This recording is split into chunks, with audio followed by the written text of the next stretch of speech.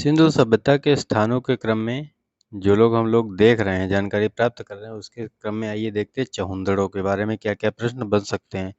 तो चौहंदड़ों की अवस्थिति क्या है? ये पाकिस्तान के सिंध वाले प्रांत में है। उत्खननकर्ता NG मजूमदार। और याद रख लेना है कि इनकी हत्या डाकुओं ने कर दी थी। किनकी? मजूमदार की हत्या डाकुओं ने कर दी थी उत्खनन के दौरान। और यह एक क्या थी? औद्योगिक नगरी थी। मनके बनाने के कारखाने कहाँ से मिले हैं? चौंदड़ों से मिले हैं। इत्यादि क्वेश्चन यहाँ से लिखेंगे। अगला है सुरकोटदा।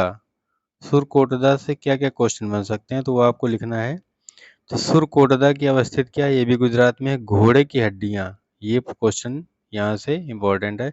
और सिंधु सभ्यता के लोगों को घोड़े का ज्ञान नहीं था, ठीक है, उसका यूज नहीं जानते थे और उसका कुछ नहीं जानते थे। घोड़ा है, बस घोड़ा है तो है। नेक्स्ट क्वेश्चन देख। नेक्स्ट है हरियाणा से। हरियाणा से कुणाल लिखा है, करनाल हो सकता है। चांदी का चांदी के 2 मुकुट कहाँ से मिले? हरियाणा से मिले। दैमाबाद महाराष्ट्र में। धातु करत यहाँ से मिला। रोजदी गुजरात, हाथी के साक्ष्य मिले। ये सब आप सिंगल सिंगल पीस में नोट डाउन करते रहेंगे। रोपड़, मनुष्य के साथ कुत्ते के दफनाने का साक्ष्य कहाँ से मिला? तो रोपड़ से। मनुष्य के साथ कुत्ते दफनाने का साक्ष्य कहाँ से मिला? रोपड़ से। ये क्वेश्चन मिल जाएगा आपको, इम्पोर्टेंट है, इसको इम्पोर्टेंट में डाल रखिएगा। कालीबंगा, तो कालीबंगा से क्या मिली? एक खोपड़ी मिली जिसमें 6 छेद किए गए, ठीक। तो इससे ये साबित होता है कि इन लोगों को शल्य चिकित्सा का ज्ञान था। ये अच्छे से नोट डाउन कर लेंगे आप। कुछ और क्वेश्चन देखते हैं जो हड़प्पा सभ्यता से बन सकते हैं। तो हड़प्पा सभ्यता क्या है? विश्व की प्रथम नगरीय सभ्यता थी। हड़प्पा सभ्यता विश्व की प्रथम नगरीय सभ्यता थी, ठीक। और ये अपने विशिष्ट नगर नियोजन के लिए प्रसिद्ध थी। और इसके नगर 2 भागों में बटे होते थे, पूर्वी भाग और पश्चिमी भाग। पूर्वी भाग में आवास होते थे, ठीक।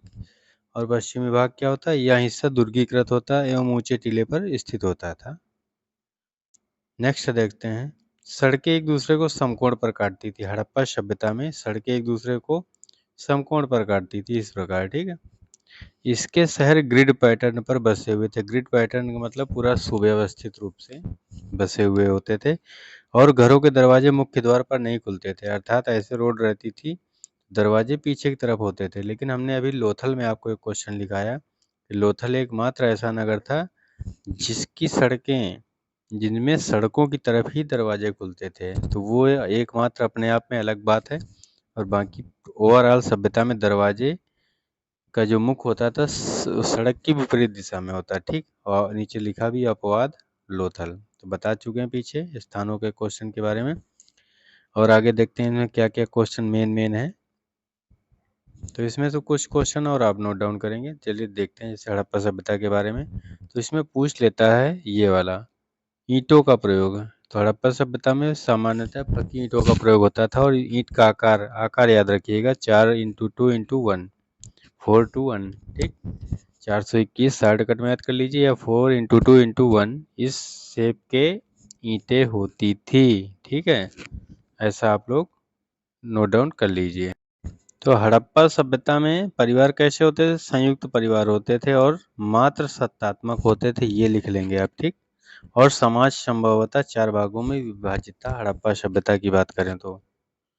और समाज में 4 वर्ग कौन कौन से होते थे? तो पुरोहित वर्ग, समाज में 4 वर्ग हड़प्पा में कौन कौन से होते थे?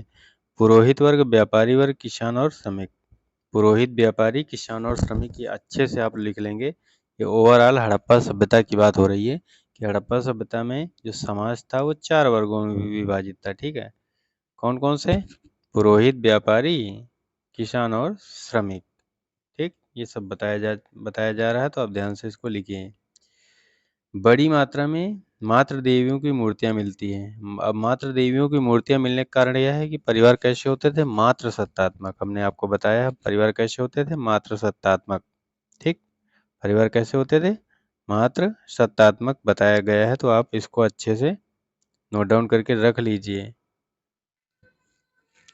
शतरंज एवं मुर्गे की लड़ाई इनके प्रिय खेल थे। हड़प्पा सभ्यता में शतरंज एवं मुर्गे की लड़ाई इनके प्रसिद्ध खेल थे।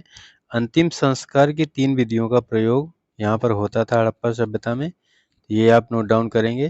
तो ये कौन कौन सी अब तो आप जानते हैं कुछ भी पूछ सकता है, तो आप लिखिए इसको ध्यान से और याद करिए। अंतिम संस्कार की 3 विधियों का प्रचलन होता था। पहला पूर्ण शवाधान, आंशिक शवाधान या दाह संस्कार। ठीक, अंतिम संस्कार की 3 विधियां थी, पूर्ण या आंशिक या दाह। ठीक, आत्मा व पुनर्जन्म में विश्वास करते थे ये लोग हड़प्पा सभ्यता के। ठीक, ऐसा आप लिख लेंगे। लोथल से 3 व कालीगंगा से 1 युग्मित शवाधान का साक्ष्य मिला है। लोथल से 1, लोथल से 3 और कालीबंगा से 1 युग्मित मतलब ज्वाइंट शवाधान का साक्ष्य मिलता है। ठीक है, आगे देखते हैं। कुछ क्वेश्चन की अगर हम बात और करें हड़प्पा सभ्यता से, तो आप ये लिखेंगे, प्राकृतिक बहुद्वैतवाद में विश्वास करते थे हड़प्पा सभ्यता के लोग। प्राकृतिक बहुद्वैतवाद, पुरुष एवं महिला देवताओं को पूजते थे, अर्थात मात्र देवी की पूजा तो होती ही थी, पर कुछ पुरुष देवताओं की भी पूजा होती थी। इस काल में देवताओं की मूर्तियां मिलती हैं, लेकिन मंदिर बनना आरंभ नहीं हुए थे। ठीक है, देवताओं की मूर्तियां तो मिली, लेकिन मंदिर बनने के साक्ष्य नहीं मिले हैं। अंधविश्वासी थे, अब अंधविश्वासी तो होंगे ही, क्योंकि कहा गया आत्मा में विश्वास करते थे। और जब अंधविश्वासी होंगे तो जादू टोना टोटके में विश्वास तो करेंगे ही करेंगे। बलि प्रथा में विश्वास करते थे। ठीक है, बलि प्रथा में विश्वास करते थे हड़प्पा सभ्यता के लोग, बलि देने वगैरह में इनका ट्रस्ट था। कालीबंगा से हवन कुंड है, जादू टोना है, अंधविश्वास, ये तो होगा ही होगा। फिर यह वृक्ष पूजा, जल पूजा, लिंग पूजा में और योनि पूजा में विश्वास करते थे हड़प्पा सभ्यता के लोग। मोहनजोदाड़ो से एक मोहर मिलती है जिस पर आद्य शिवा का चित्र मिलता है, ये लिख लेंगे। आद्य शिवा का चित्र कहाँ से मिली मोहर पे मिलता है? मोहनजोदाड़ो से। सर जॉन मार्शल ने इन्हें पशुपतिनाथ कहा है, ये इतना नोट डाउन करेंगे।